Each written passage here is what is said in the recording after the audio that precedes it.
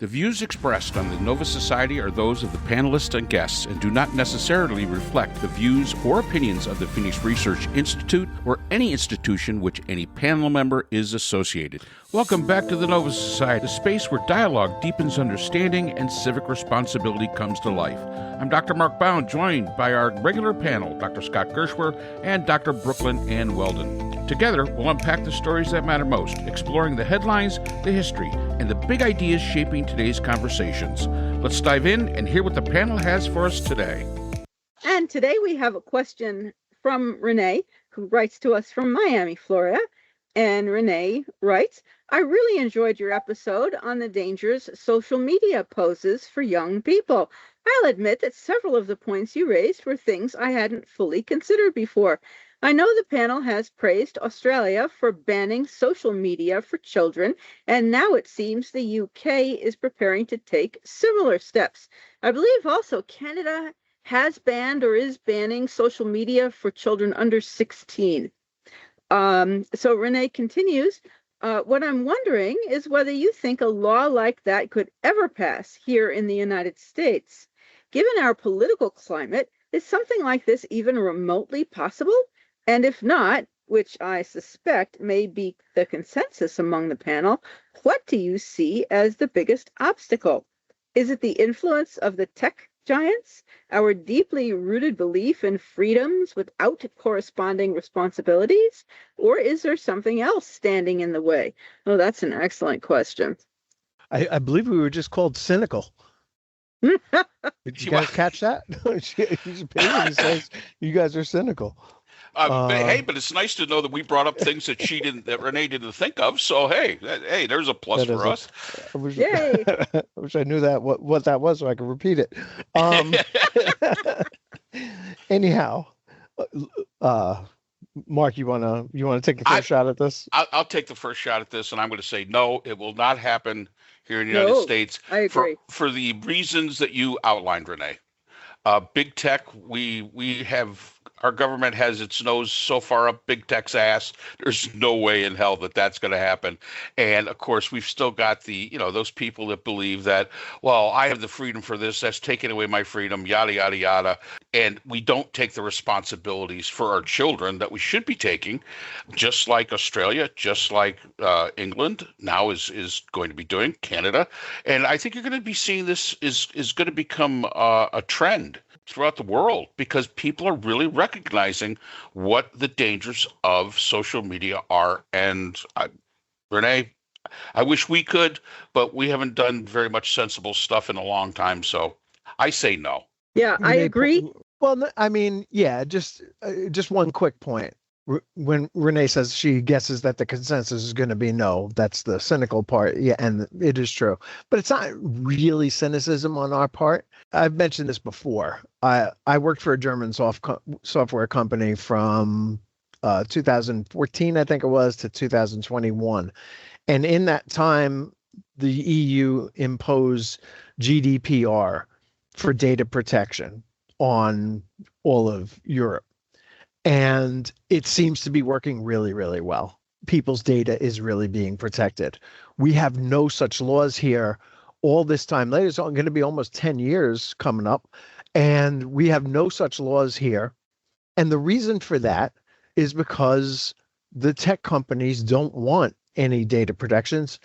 As a marketer at the time, I found them very, very restrictive and really felt that I was competing with one hand tied behind my back.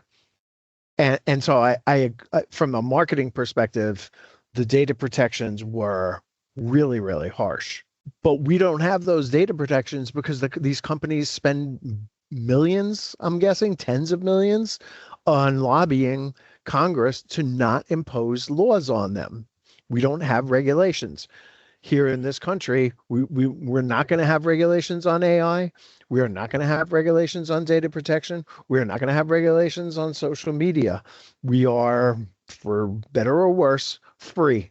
And children are paying the price. I think it's really, really sad. I teaching on campus and seeing beautiful children, 17, 18, 19 years old, who are ridden with anxiety that mostly comes from social media, which they've been on since they were like 12, 11 years old, when their parents finally give in to the various pressures that happen when parents give their children cell phones, and the kids go out and get TikTok and other social media. And it for whatever reason, the algorithms steering them to things that are unhealthy for them, amplifying the absolute worst parts of our personalities and our society, or the ills of our society, even the more subtle ones. I'm not talking about like robbery and drug addiction and stuff like that, but a fear of missing out, for example, or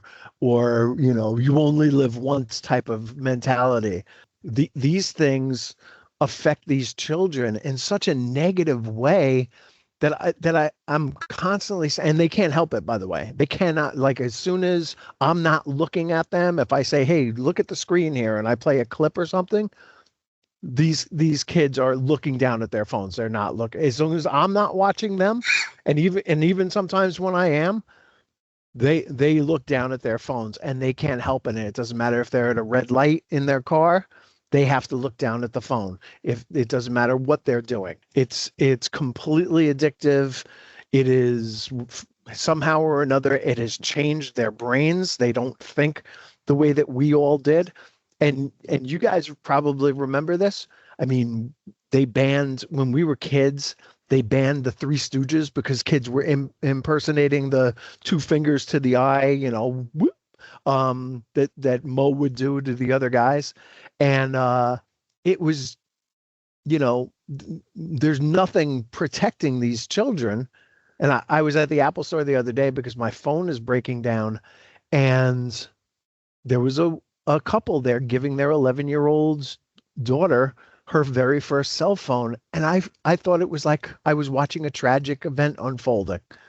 I almost felt like saying, please don't do that. Wait till she's 16, but she's probably on some kind of travel team, and she probably needs to be able to call them, and they want to be able to track her on her phone. And there are good, sensible reasons to have a phone. But the downside of it is this social media revolution that has really destroyed this young generation. Yep. I am likely very cynical. I keep thinking about all the parents, the right-wing moms for freedom or whatever they call themselves.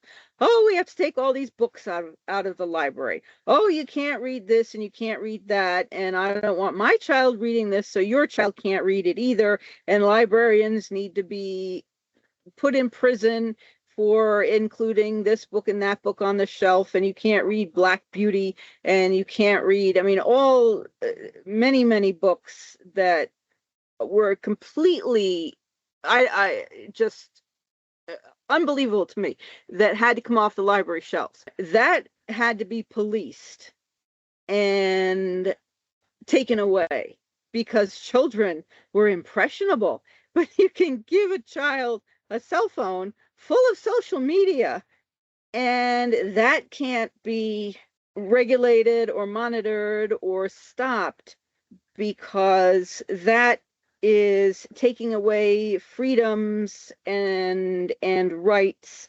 and we have to have our freedoms and our rights.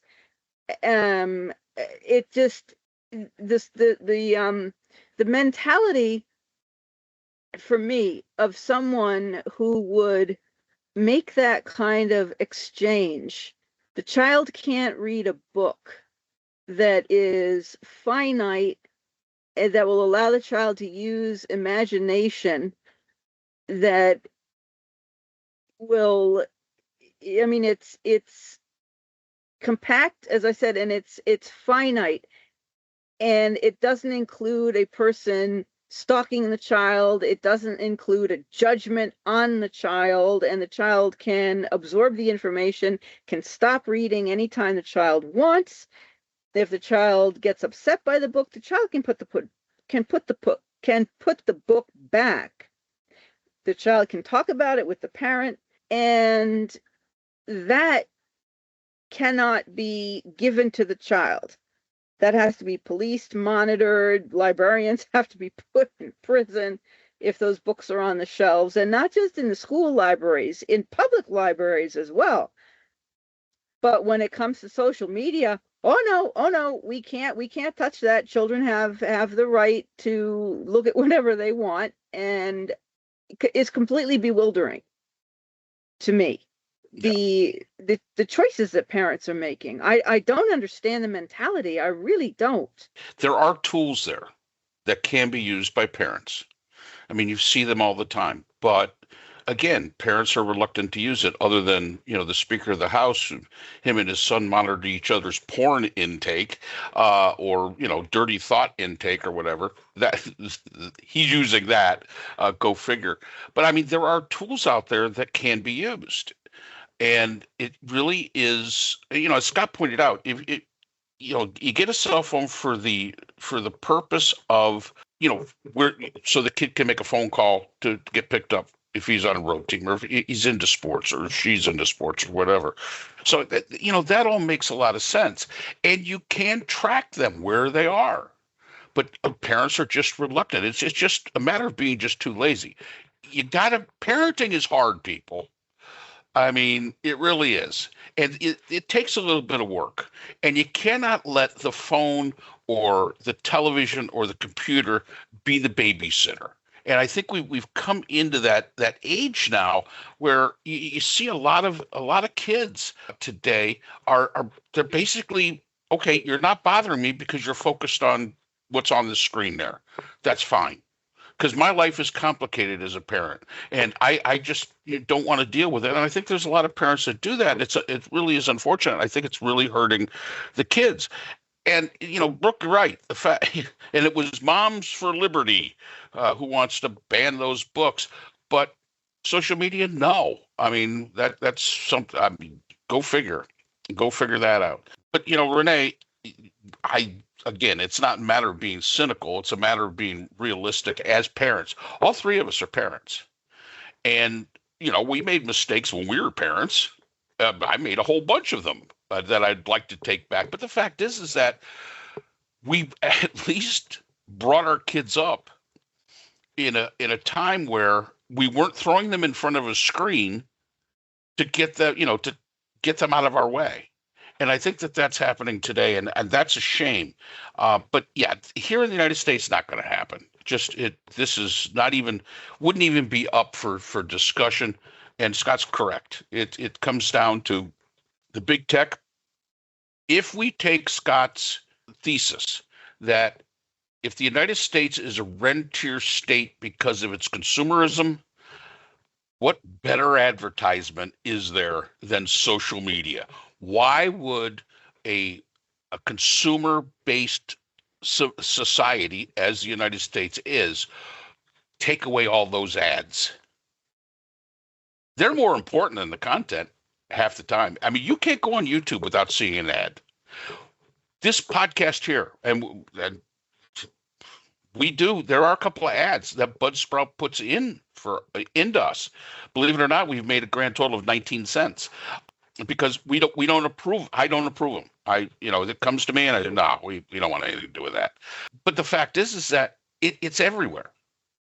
And it's the taking away the ability of corporations to be able to sell to us. That's the thing that really, hurts the idea of here in the United States it going away, because business will not accept that. Absolutely not.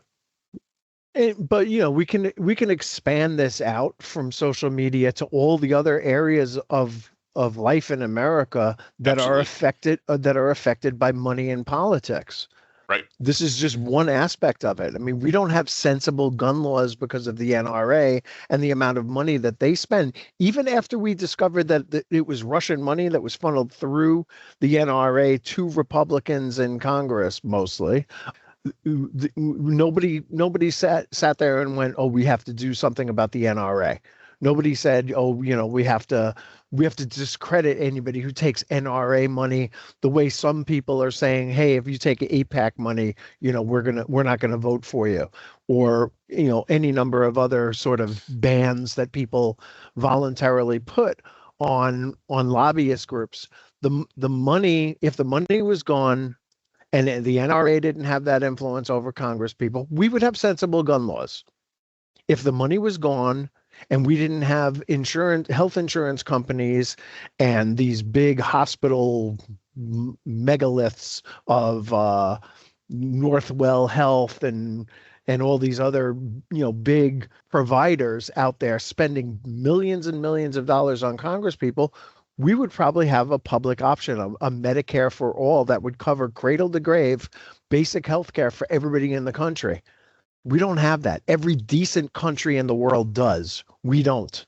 You get sick in Europe, you go to a doctor, you go into an urgent care type of facility, you get treated, you walk out. Here, you could be bleeding to death and they'll ask you for your ID and your insurance number and everything. You get all the paperwork straightened out and then we can treat you. It's a completely crazy system. And there's a number of other things I'm sure that that are affected by Congress being bought by interest groups. I mean, I'll say oil would be one, obviously. I mean, Trump was very transparent when he said to the oil companies, give me, what was it, $1 billion? Give me $1 billion to spend. Couple of $1 billion, yeah. To spend, and I'll get you more back. Well, he's done that. I mean, he essentially has paid them back. And the war got a little out of control. We'll talk about that in a bit, but they got their money's worth. He's done away with all the money for charging stations. He's done away with subsidies for electric vehicles. He's paid energy companies hundreds of millions of dollars to not make windmills out in the sea, to not provide solar panels for alternative energy, and he's gone back to coal, which was a lobbying effort by an industry that is basically a rounding error now in the entire complex of energy that runs this country. We have lost the thread here when it comes to EVs, electric vehicles. I mean, at one point in the last administration, Ford was going to roll out its electric F-150 and see if people who love pickup trucks will adopt an electric vehicle. All we've seen the last few months is the reason to do that is a really good, sound reason. We need to get away from gasoline-powered automobiles, and yet the lobbyist groups are so strong that we're not even close to going back to what would really be more sensible. Social media and the tech industry in general falls into that same category. We don't have laws here that we really could use, especially in data protection, especially in young people on social media, which I am telling you, I mean, if you people out there have not seen this for yourself, go into any school. It's been a long time since I had to go up to high school to meet with the teachers about my kids and stuff like that. But I see it all the time here in college, that these kids their confidence is shattered. They suffer from anxiety. They get bullied. Cyberbullying is like crazy, out of control. Nobody's doing anything about it because the tech bros are paying so much money to the members of Congress and the administration. It's just not going to happen. It's crazy. It really is, and it's sad because we're destroying an entire generation. Yeah, and you're right, Scott. I mean, when you were talking about healthcare, I was thinking yesterday. Of course, the guy across the street from Germany, we were watching the World Cup. Germany was playing, and he talked to his sister. And his sister is in Germany and about 75 years old. She's older. And the doctor came to the house. They make house calls in Germany. I didn't know they still made house calls in Germany, but they do that especially for the elderly. Think of what that would mean to the people here if we could do that. And Scott, you're exactly right. If somebody, I worked in EMS for quite some time. First thing they ask is, all right, show me your insurance card.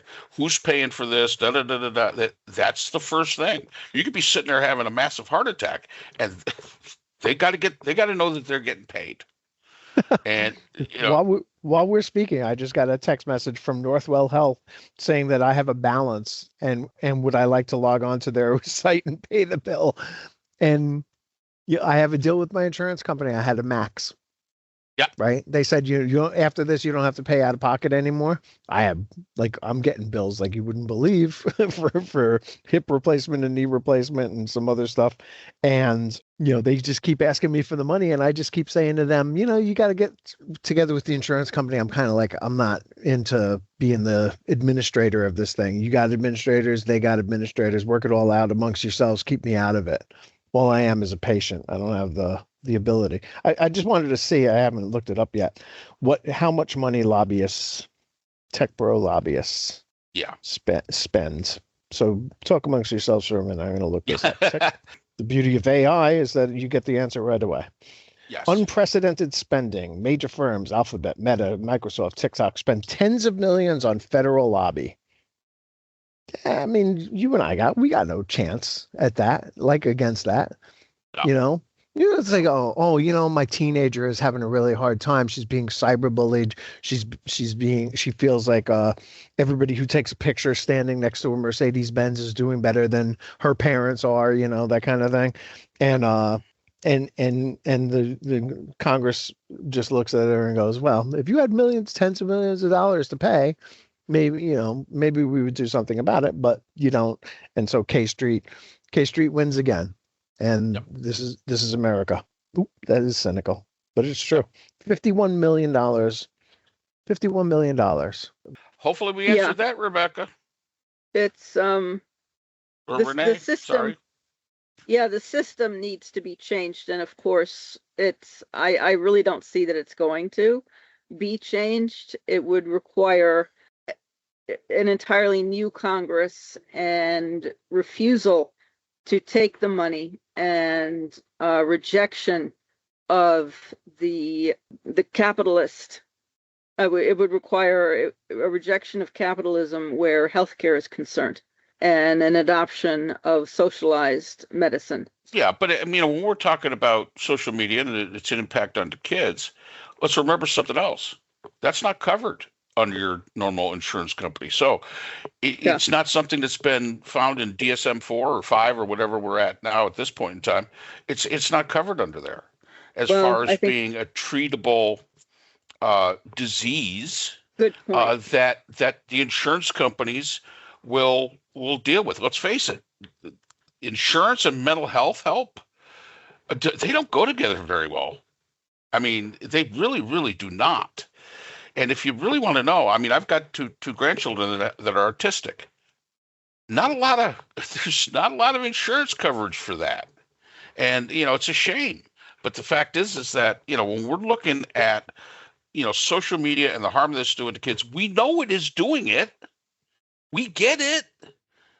But we have to have the political will to be able to get it fixed. So. Yeah. So thank you, Renee, for the questions. Interesting discussion. Thank you.